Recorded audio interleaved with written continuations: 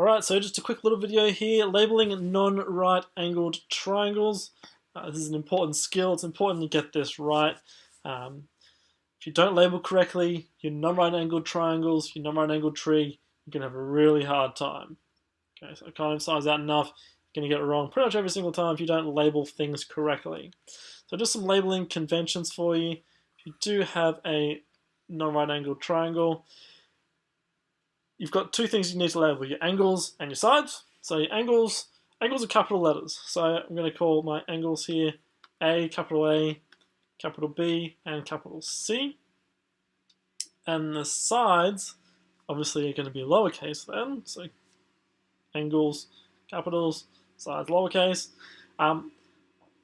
And your side actually corresponds with the angle. So if this is big A here, this side over here will be little a.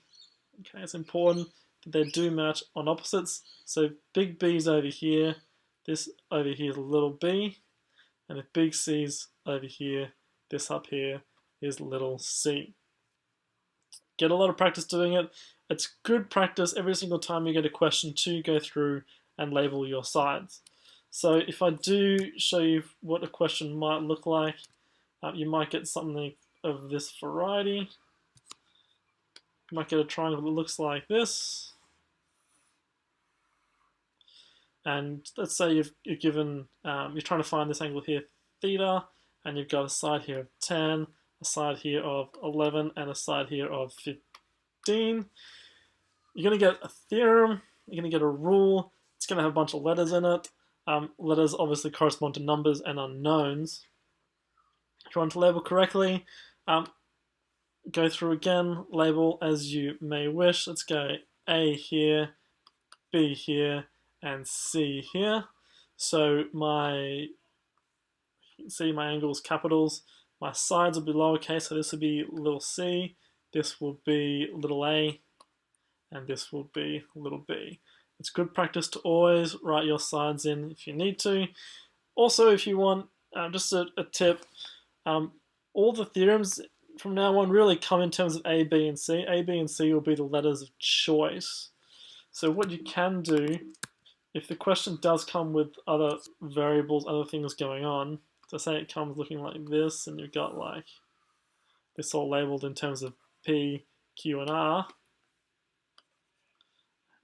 you can come along if you would like and sketch in your own angle. So you can say that's big A, that's big B, that's C, that's A, that's B, that's C. Just note, if you are going to do that though, in terms of your working, you want to have the question written down and just your angles relabeled. If we're marking and we come along to mark and we see all of a sudden A squared equals like B squared plus C squared minus 2AB cos A, so 2BC cos A, BC cos A. We're going to get a bit confused and weirded out because A, B, and C, where have they come from? They've not come from the question. My question came in terms of P, Q, and R. So just make sure if you do change your letters up when you are doing your working, it's clear somewhere that you've replaced or changed, or you've drawn the diagram again and you've relabeled. Okay. Obviously, if you wanted to, you could express your theorem in terms of the sides and angles you've got. So you could use like P's and R's and Q's down here. That would be fine as well. But if you do get confused theorem-wise, you can do either one of those two options. Is great. Okay, take-home points, angles, capitals, sides, lowercase. So capital, capital, capital, capital, and make sure your sides and angles correspond. So C and C opposite there, B and B opposite here, A and A opposites here. That's it. Thanks for watching. All the best with the rest of your trig. The non-right angle journey is a good one, and it is plenty of fun, and it is a lot more useful, I think, because you do get a lot of non-right angle triangles in the real world. Yeah, enjoy.